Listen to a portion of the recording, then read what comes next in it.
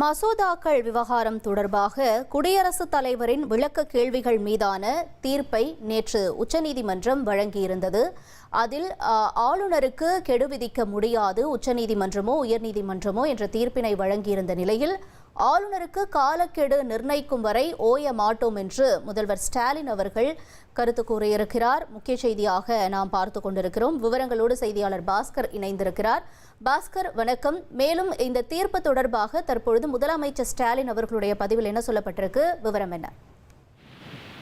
மாநில உரிமைகள் மற்றும் உண்மையான கூட்டாட்சிக்கான இந்த போராட்டம் என்பது தொடரும் அப்படிங்கிறது தான் தமிழக முதலமைச்சர் சுட்டிக்காட்டியிருக்கிறார்.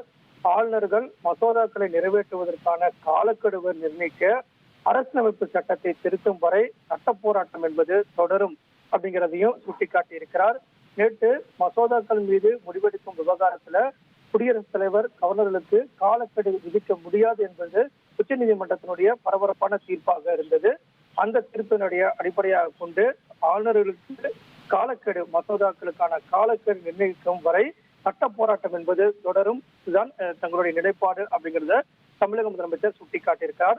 தேர்ந்தெடுக்கப்பட்ட அரசாங்கம் தான் ஆட்சி செய்ய வேண்டும், மாநிலத்தில் 2 நிர்வாக அதிகார மையங்கள் இருக்க முடியாது அப்படிங்கிறதெல்லாம் சுட்டிக்காட்டியிருந்தாலும் தேர்ந்தெடுக்கப்பட்ட அரசுக்குத்தான் அதிக அதிகாரம் இருக்கிறது. அதை தாண்டியும் அரசியலமைப்பினுடைய செயல்பாட்டாளர்கள் அரசியலமைப்பு சட்டத்துக்கு உட்பட்டு செயல்பட வேண்டும், அதற்கு மேல் ஒருபோதும் செயல்படக்கூடாது அப்படிங்கிறதெல்லாம் சுட்டிக்காட்டியிருக்கிறது சுப்ரீம் கோர்ட் அப்படிங்கிறதையெல்லாம் மென்ஷன் பண்ணியிருக்காரு.